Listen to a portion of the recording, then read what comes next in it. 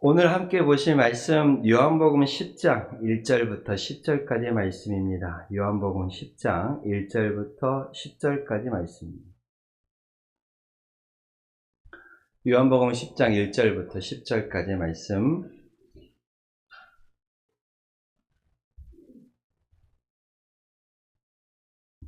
제가 봉독하겠습니다. 내가 진실로 진실로 너희에게 이르노니 문을 통하여 양의 우리에 들어가지 아니하고 다른 데로 넘어가는 자는 절도며 강도요 문으로 들어가는 이는 양의 목자라. 문지기는 그를 위하여 문을 열고 양은 그의 음성을 듣나니 그가 자기 양의 이름을 각각 불러 인도하여 내느니라. 자기 양을 다 내놓은 후에 앞서가면 양들이 그의 음성을 아는 거로 따라오되 타인은 음성을 알지 못하는 거로 타인을 따르지 아니하고 도리어 도망하느니라. 예수께서 이 비유로 그들에게 말씀하셨으나 그들은 그가 하신 말씀이 무엇인지 알지 못하니라. 그러므로 예수께서 다시 이르시되 내가 진실로 진실로 너희에게 말하노니 나는 양의 문이라. 나보다 먼저 온 자는 다 절도요 강도니 양들이 듣지 아니하였느니라. 내가 문이니 누구든지 나로 말미암아 들어가면 구원을 받고 또는 들어가며 나오며 꼴을 얻으리라. 도둑이 오는 것은 도둑질하고 죽이고 멸망시키려는 것뿐이요 내가 온 것은 양으로 생명을 얻게 하고 더 풍성히 얻게 하려는 것이라. 아멘.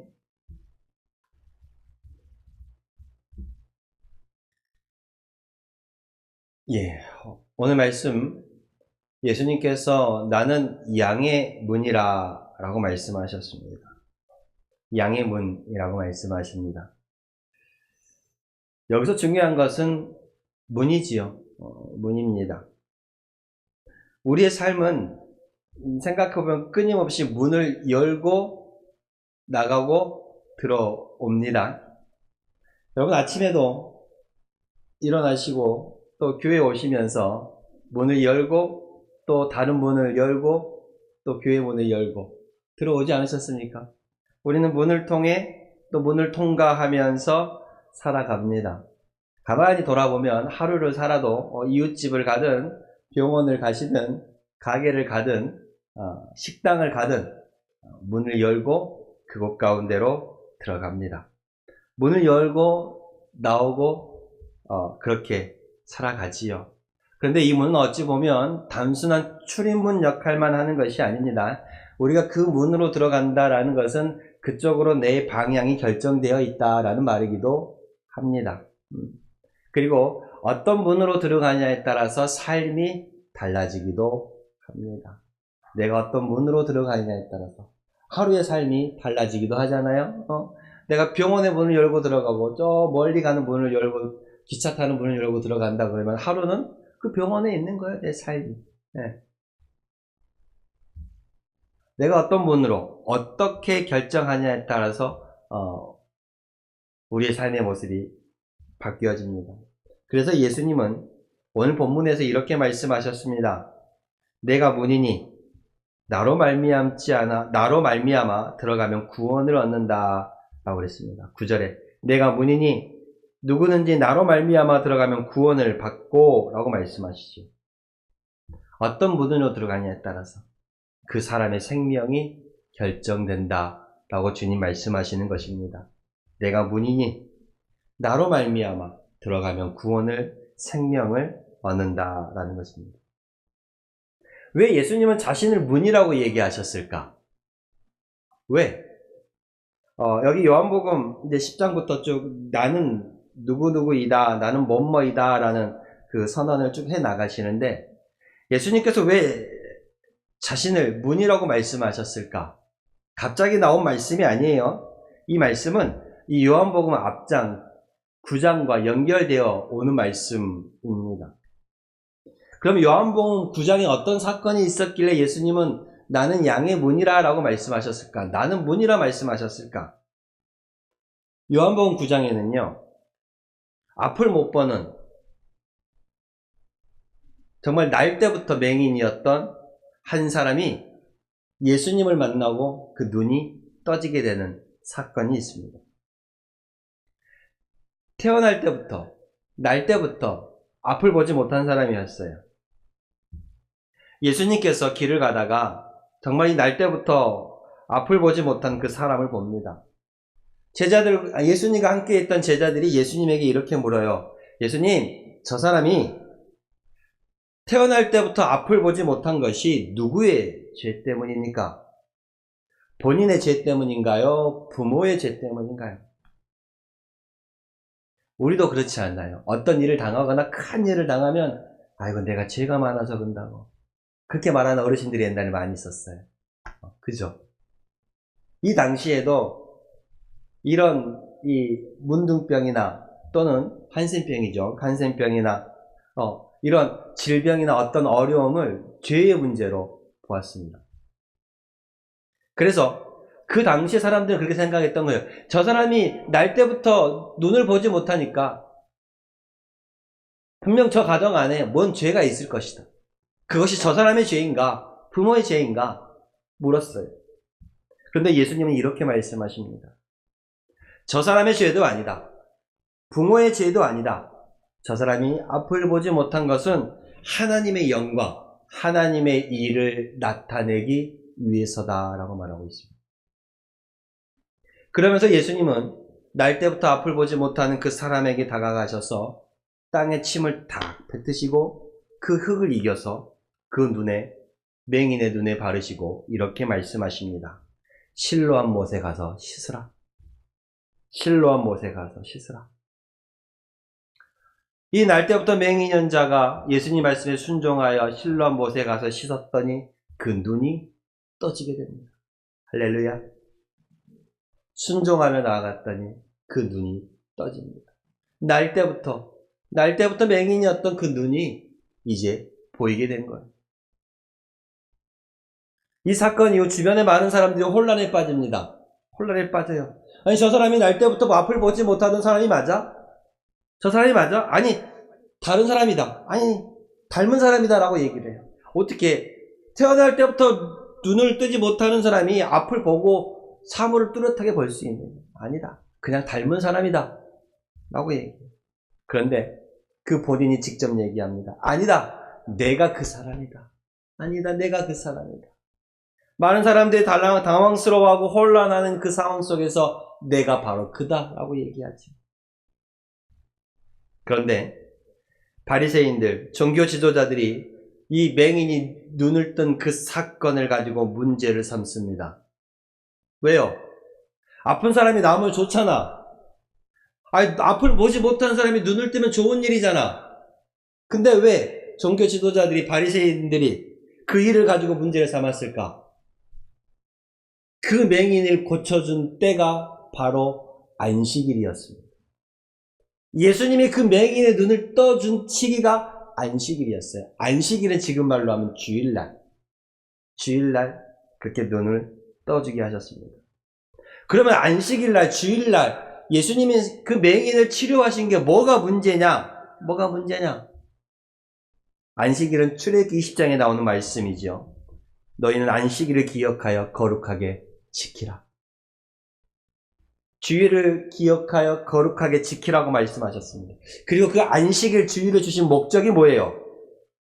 하루의 일과를 멈추고 쉼을 얻으랍니다.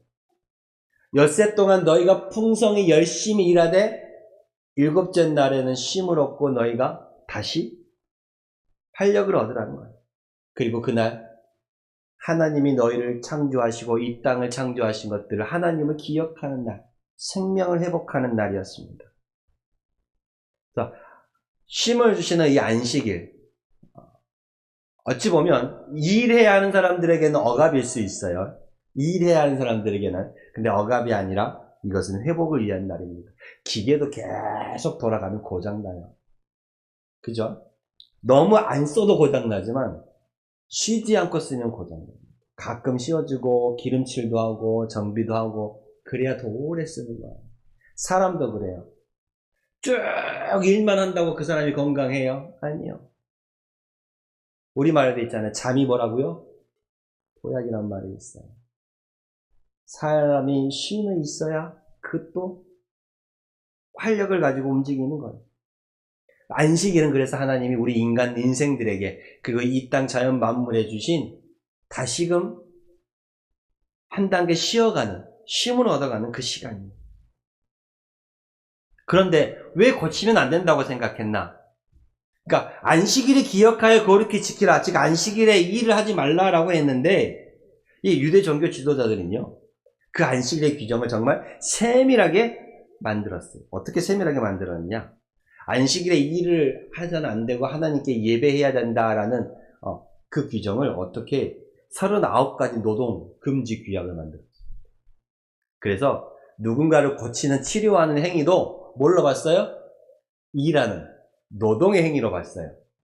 그래서요, 생명이 정말 당장 막 죽을 것 같은, 넘어갈 것 같은 사람은 치료를 해도 돼요.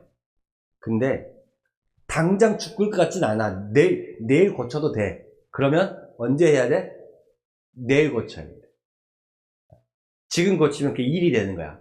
당장 죽을 것 같은 사람은 치료해도 되지만 그렇지 않은 사람은 다 치료하면 안 돼. 근데 예수님은 맹인의 눈을 언제 고쳤어? 안식일날 고쳤던 거야. 이 맹인의 눈이 당장 오늘 안 고치면 안 돼요? 아니요. 다음날 고쳐도 된다고 이 바리새인들은 봤어. 그러니 안식일 규정을 어겼다라는 거야. 사람보다 뭐가 우선이 되는 거야? 규범, 율법이 우선이 되는 거야. 사람보다 규범, 율법이 우선이 되는 거야. 예수님은 이 생각을 강하게 깨뜨리신 거예요. 안식일이 사람을 위하여 있는 것이요. 사람이 안식일을 위하여 있는 것이 아니라. 그 안식의 쉼이 누구를 위하여 있다는 거야? 우리를 위하여 있는 것이지 그 안식일을 위하여 사람이 존재하는 것이 아니라고 주님은 마가복음 2장에 말씀하셨습니다. 이와 같은 상황에서 바리새인들이 이 맹인이었다가 눈을 떴던 그 맹인을 불러서 신문하고 심지어 그 부모까지 불러서 확인합니다. 정말 이 사람이 눈을 뜬 사람이 맞느냐? 정말 예수가 안식일날 이 사람을 고쳐준 것이 맞느냐? 라고 그 맹인과 그 부모까지 불러서 확인해요. 이 맹인이 담대히 말합니다. 내가 앞을 보지 못했다가 지금 보는 것은 사실이다. 분명한 사실이다. 그리고 이렇게 고백합니다. 예수가 하나님께로부터 하늘로부터 오지 않았다면 내가 지금 볼 수 없었을 것이다. 그 믿음의 고백 때문에 그는 회당에서 쫓겨납니다. 지금 회당으로 치면 교회 공동체죠. 신앙의 공동체 가운데서 그 신앙에서 쫓겨난다는 것은 삶을 살아갈 수 없게 만드는 거예요. 그럼에도 불구하고 그는 담대히 고백합니다. 아이러니하게도요. 눈을 감았던 맹인은 그 눈이 떠짐으로 인해 예수를 점점 믿게 되고 눈이 멀쩡한 바리새인들은 끝까지 예수님을 믿지 않고 오히려 죽이려 했다는 것입니다. 이 날 때부터 맹인이었던 그 사람이 예수님의 치유를 받고 눈을 뜨게 된 이 사건은 정말로 모든 사람이 이 종교 지도자들 그들 역시도 기뻐하며 예수님 앞에 감사함으로 나아가야 했습니다. 그런데 그렇지 못했죠. 그들 스스로가 옳다고 여기면서 예수를 정죄했습니다. 그 상황 속에서 예수님이 이렇게 말씀하신 거예요. 지금 너희가 따르고 있는 지도자들은 참된 지도자가 참된 목자가 아니다. 그들은 강도며 그들은 도둑이다. 예수님이 이렇게 말씀하신 거예요. 그리고 이어지는 말씀이 바로 오늘 본문입니다. 문으로 들어가지 아니하고 다른 데로 넘어가는 자는 도둑이요 강도라. 문으로 들어가지 아니하고 다른 데로 들어가는. 내가 진실로 진실로 너희에게 이르노니 문을 통하여 양의 우리로 들어가지 아니하고 다른 데로 넘어가는 자는 절도며 강도라. 예수님은 분명히 말씀하세요. 정상적인 문으로 들어오지 않은 사람은 잘못된 사람이라는 거예요. 여러분 교회를 들어올 때 저 교회 정문으로 안 들어오고 저 창문에 몸 끼워갖고 들어오면 그 사람이 정상적인 사람일까요? 아니죠. 집에 들어갈 때 집 대문으로 안 들어가고 담 넘어 들어가는 사람이 정상적인 사람이에요? 담 넘어 들어가는 사람은 어떤 사람이에요? 강도요, 도둑이요, 정상적이지 못한 사람입니다. 여기서 중요한 건 문입니다, 문. 양의 우리. 그렇죠. 집도 그렇죠. 반드시 뭘 통해 들어가요? 문을 통해 들어갑니다. 왜요? 주인이기 때문에. 정당하기 때문에. 그 문을 통해요? 들어갑니다. 근데 도둑은 당당히 문을 통해 들어오나요? 아니죠. 우리가 없을 때 문을 따고 들어오죠. 따고 들어옵니다. 몰래 들어오요. 잘못된 방식으로 들어옵니다. 왜요? 그들은 주인이 아니기 때문에. 정당하지 않기 때문에. 여러분, 우리가 하나님께 가는 구원의 길도 마찬가지입니다. 하나님께 나아가는 길은 하나예요. 그것은 바로 예수 그리스도를 믿음으로 구원받습니다. 뭘로 구원받는다고요? 예수 그리스도를 믿음으로 구원받아요. 믿음으로 구원받습니다. 누구를 믿음으로? 예수 그리스도를 믿음으로 구원을 받아요. 근데 사람들은 이렇게 말하기도 합니다. 종교가 다 같다라고 해요. 불교, 기독교, 천주교, 힌두교, 이슬람, 종교는 다 같다라고 해요. 착하게 살면 된다라고 생각하는 많은 사람도 있습니다. 아니, 내가 착하게 살면 구원받지, 이거, 굳이 예수 믿지 않아도 구원받을 수 있을까? 이런 사람들이 바로 담을 넘어가는 사람이에요. 구원의 길이 있는데, 다른 담을 넘어가는 거예요. 겉으로는 좋아 보이지만, 그 길은 생명의 길로 가는 길이 아닙니다. 예수께서 말씀하셨어요. 내가 진실로 진실로 너에게 이르노니, 문을 통하여 양의 우리로 들어가지 아니하고, 다른 데로 들어가는 자는 절도며 강도로 말씀하셨습니다. 도둑은 정상적이지 않기에 도둑의 그 목적은 빼앗고 죽이고 망하게 하는 길이에요. 그 정상적이지 않은 길로 가면 결국 우리는 무너지게 되어 있어요. 그러면서 예수님 3절에 이렇게 말합니다. 양은 그의 음성을 안다라고 그래요. 문을 열고 양은 그의 음성을 듣나니 양은 그의 음성을 안대요. 양은 그의 음성을 안 해요. 안다라는 건 뭔 말인지 아십니까? 안다라는 것. 내가 저 사람을 알아. 지식적으로 아는 걸 수도 있죠. 근데 우리가 안다라고 표현하는 것은 단순히 우리가 이름만 알고 얼굴만 안다라고 해서 안다라고 정확히 말하기는 그렇습니다. 여기서 말하는 거 안다라는 말은 그 사람과의 관계적인 삶을 통해서 그 사람이 어떤 사람인지 안다라는 거예요. 양이 목자를 안다라는 그 알문, 양과 목자의 관계 속에서 그 목자를 알아보는 거예요. 이해하셨나요? 여기서 알미란 내가 그 사람을 안다라는 표현의 그 알미란 그 사람과 관계적인 삶을 살아가면서 그 사람의 성격이 어떻고 그 사람의 모양이 어떻고 그 사람의 가정이 어떻고 그 사람의 자녀가 어떻는 그죠? 그것을 관계를 통해 살아가는 알미라는 거예요. 그래서 목자는 양을 알기에 우리도 예수를 하나님의 경험하고 관계를 통해서 하나님을 알아가면 다른 음성을 듣지 않게 되는 거예요. 5절에 이렇게 말하고 있습니다. 타인의 음성을 알지 못하는 거로 고로 타인을 따지 아니하고 도리어 도망한다라고 말하고 있어요. 하나님과 은밀한 관계가 하나님과 그 정상적인 관계가 맺어지면 다른 길로 가지 않게 되는 거예요. 그 음성을 알기 때문에 따라가게 되는 겁니다. 그런데 우리가 너무너무 자주 다른 음성을 듣고 있습니다. 세상에, 돈에, 물질에, 여러 다른 매체에 그런 음성을 너무 듣다 보니까 내가 들어야 할 정작 들어야 할 음성을 못 듣는 거예요. 때로는 하나님 말씀보다 더 거기에 귀를 기울여 버려요. 때로는 하나님 말씀보다 더 거기에 정신이 팔려 있어요. 이것은 우리에게 오는 위험의 신호입니다. 양은 말씀을 따라가야 돼요. 양은 목자의 음성을 따라가야 합니다. 나는 말씀을 따라 살아가고 있는가? 그리고 예수님께서 내가 바로 양의 문이라 그래서 말씀하시는 거예요. 내가 양의 문이다.